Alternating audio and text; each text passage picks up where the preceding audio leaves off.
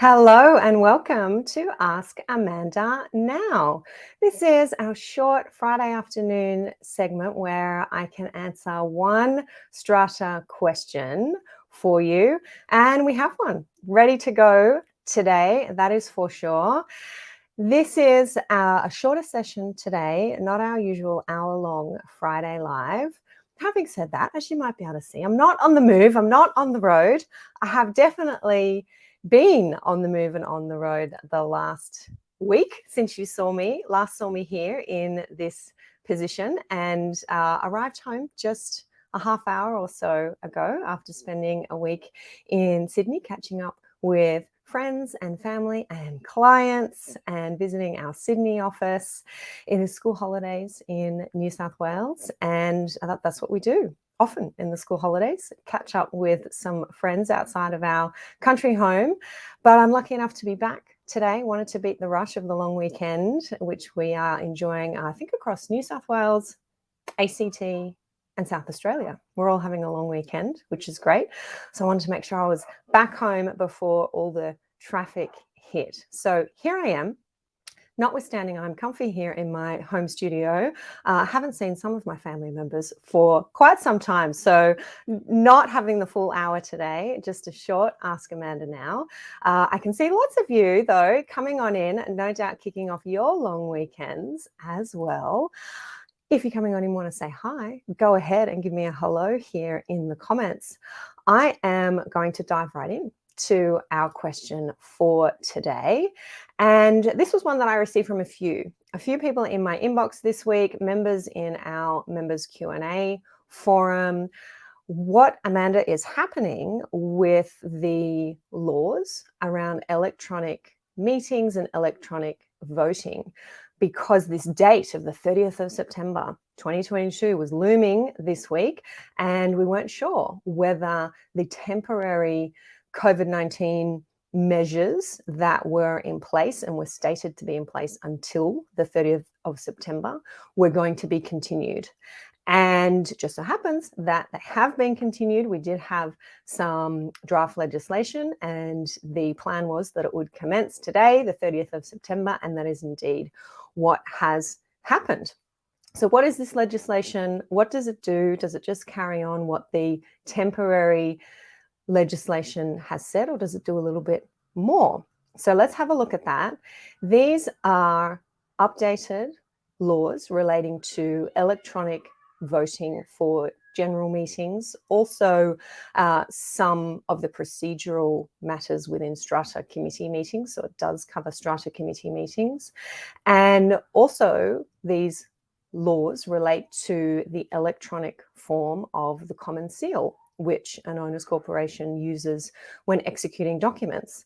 Now, I'm going to look at the legislation specific to owners corporations and strata schemes. The same applies to community schemes. So our community scheme laws have been updated as well. And this is specific to New South Wales. So these changes, this new law does replace the temporary COVID-19 measures that have been in place for strata and community schemes since June 2020. And the high-level summary is that our strata and community schemes can now meet and vote using electronic means without the need for a prior resolution. So we don't have to resolve to opt in to electronic meetings and electronic voting anymore. Our law simply says that that is permitted if that is what the notice of meeting says. It's going to be an electronic meeting, electronic voting, it's going to be permitted. If the notice says that, then that's how the meeting proceeds. There is an exception to this.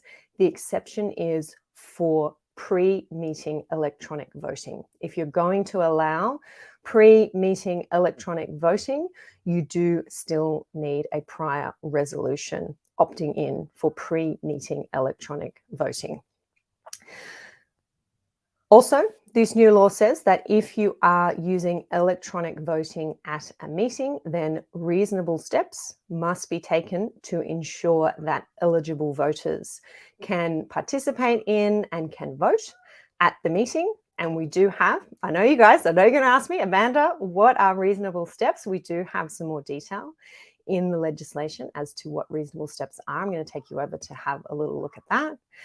And finally, the third high-level summary is that our strata and community schemes can keep and use an electronic form of their common seal for the execution of documents. So all of this is set out in the Strata Schemes Management Amendment COVID-19 Regulation number 2, and we do have a link to that if you want to go and check it out. I'm going to share my screen and show you a copy of it now. I don't think yet, though the legislation has commenced today, I don't think yet the legislation.nsw.gov website has been updated to incorporate these changes into our Strata Schemes Management Regulation yet, but you can expect that to happen over the next couple of days. What you're going to see is the actual amending legislation, which I'll show you here very soon after I go through these comments, these hellos coming on in for our Ask Amanda Now session. Sean is saying, hi, Amanda. Great to see you, Sean. And thank you for your question on precisely this point. Michelle is saying it's sunny. Yeah, it's sunny here too. Came through some rain as I was driving up from Sydney, that's for sure. Shana is saying hi. Hi to Ordinary Person. Good to see you here, Ordinary Person. Chun is saying hi. Strata committee meetings and general meetings. Yes. So there's a couple of points to note in relation to Strata committee meetings, not in terms of the electronic voting. Ordinary Person, I will show you in the legislation how this is relevant to our Strata committee meetings. Cheryl is saying hello. Sean is saying, is the exception only if the meeting is wholly by pre-meeting electronic voting? What if the meeting is partly by pre-meeting electronic voting? I believe any kind of pre-meeting electronic voting, Sean, but I will take you over and show you this legislation now. Peter's saying, hi, fab presentation as per your usual high standard. Thank you, Peter. That is very kind of you to say. Hello, welcome. Alrighty. So there should be in our comments, Rochelle and Christina, I'll just ask you to post a link to this. We do have that in our run sheet. The first link to the regulation. This is the regulation that is amending our Strata Schemes Management Regulation 2016. And I've just highlighted some relevant points here, which I've given you the key summary of the essential changes at the top of this chat. But I wanted to take you over and just show you a couple of extra things that are happening here in this legislation. First of all, we're clarifying that when we have ballots, when we need to have a ballot, either because a ballot has been called or because we're having a ballot for the election of a strata committee, then we can actually have electronic ballots. This is something that I have been asked by a few strata managers. Clause 10 specifically refers to ballots being conducted by paper. And indeed, if we are having an electronic meeting and we need a ballot because we have to elect our strata committee and we've got more nominees than we do positions, we have to have a ballot. And it raises the question, oh, can we? Because clause 10 only referred to ballot papers and having to vote by writing on paper. So this has now been corrected with the insertion of clause 10 subclause 4A, that you can have a ballot paper provided or delivered by electronic means. And the way in which the ballot paper is delivered should be the same way that it's then returned. So I can see you using your Strata meeting software, your electronic meeting software, whether it's Strata Vote or something similar. Some of you I know are simply using Zoom and using the poll feature. You can be using that to be able to have your ballots now. There's no question about that being electronic ballots being permitted with these amendments. Do have a read of all of this. It's just a few pages explaining to you what the changes are in more detail. I just wanted to point out the few that I've highlighted here. This is another really important one. This topic came up in our member forum a few weeks ago. Nominations. This is where the committee aspect is relevant. Nominations for office bearers of the Strata Committee, we had this odd requirement that nominations for office bearers of the Strata Committee must be in writing. Nominations for office bearers must be given in writing. And I'm not sure that anybody, I was saying in our forum recently, I'm not sure that anybody ever really complied with that. You'd have your first committee meeting after your AGM at which the committee was elected, and you'd simply say, who wants to be chairperson, who wants to be secretary, who wants to be treasurer? Strictly, that wasn't in compliance with the legislation. You're actually supposed to nominate your office bearers in writing. This has now changed to make clear that the nomination can be made by written notice or made orally at the meeting. So this is for the election of officers of the Strata Committee or office bearers, your chairperson, secretary, and treasurer. So nominations can be made orally, and for oral nominations, the person nominated must be present at the meeting and must consent to the nomination. So this is for the election of our office bearers to our committee positions at that first committee meeting after your annual general meeting at which the committee is elected. So good change there, I think. I imagine that that's how our Strata managers here will tell me that that's how their committee elections for the office bearer positions are happening anyway. Here is, we're amending clause 14, which is now called ways of voting. We're giving clause 14 a new title there. And it simply says that a notice for a meeting of an owners corporation or a strata committee. So ordinary person, you asked that question about, does this relate to general meetings, committee meetings? Yes, a meeting of an owners corporation or a strata committee may specify one or more of the following ways of voting. Voting by electronic means while participating in the meeting. So if you're going to have an electronic voting at a meeting, then we specify that in the notice. If you're having pre-meeting electronic voting, then you specify that. This is quite similar to our current clause 14, I believe. Pre-meeting electronic voting, we're very clear now that an election must not be determined by pre-meeting electronic voting. That was always in there, but it was sort of an aside in brackets that you couldn't have pre-meeting electronic. You could have pre-meeting electronic voting for matters that are not an election. This now has its own subparagraph here in clause 14A, which I think is helpful. No elections by pre-meeting electronic voting. Now, reasonable steps. I mentioned reasonable steps earlier. So if we're going to be using electronic voting at a meeting, reasonable steps must be taken to ensure that eligible voters can participate in and can vote at the meeting. What are reasonable steps? These are set out in 14B. The following may constitute reasonable steps: clear and accessible instructions about how to participate in and vote at the meeting. I'm sure many of you are already doing that. Providing multiple ways for a person entitled to vote at a meeting to participate in and vote at the meeting, including ways that do not require that person to access the internet or incur unreasonable expenses. Interesting. Using technology that is reasonably accessible to a person entitled to vote, including technology that does not require unreasonable costs to be paid by a person. I'd be really interested to know, Strata managers, if you've been getting objections from owners as to electronic meetings and being able to access electronic meetings and electronic voting, whether there's been any objections to that along these lines, which may have instigated this clarity in our legislation. I find that interesting.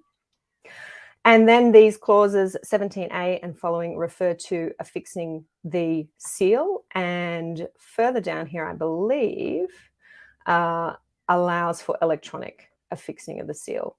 You can see here requirements for the Strata managing agent for the seal to be affixed electronically.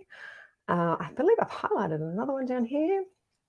No, I don't think I've highlighted the affixing of the electronic seal. I imagine that's fairly straightforward, and many of you have been dealing with that so far over the last couple of years. Sean is saying most owners like electronic meetings and voting. Yes, I can imagine that they do, Sean. Bill and Ben saying nomination for office bearers must. Is that a mandatory must? Probably not. Bill and Ben, I'm not going to get into mandatory musts and whether must means must, or maybe, or only if you really feel like it. Oh, I've just lost my comments page, heading back. And Daryl's saying, who would have thought I would still be in the office at this time on a long weekend? Yeah, it's wonderful to have so many of you tuning in. I hope you're all tuning in from the pub and gearing up for your long weekend if you're in New South Wales, the ACT, or in South Australia.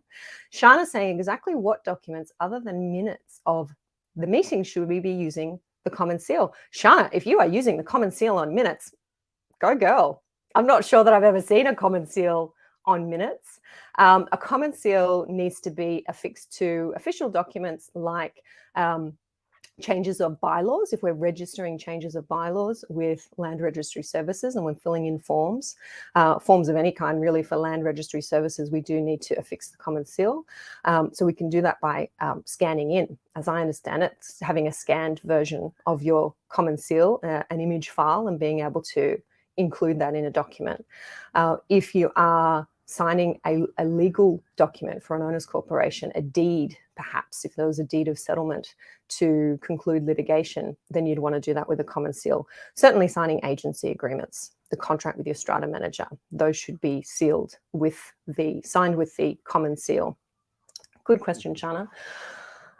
Sean, I'm just wanting to come back to Sean's question about pre-meeting electronic voting and this need for, if we're having pre-meeting electronic voting and we're having that meeting post 30 September, do we have to opt in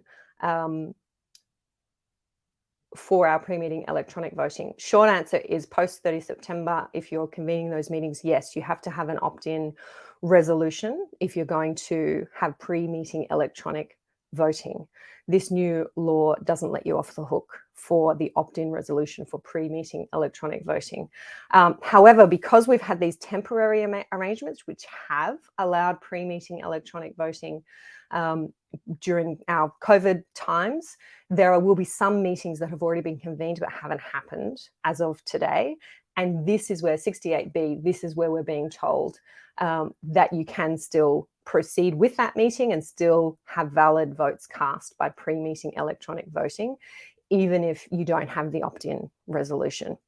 Okay, so don't panic if you've convened meetings where the building hasn't opted in for pre-meeting electronic voting, you've been relying on the old law, this transitional provision will cover you.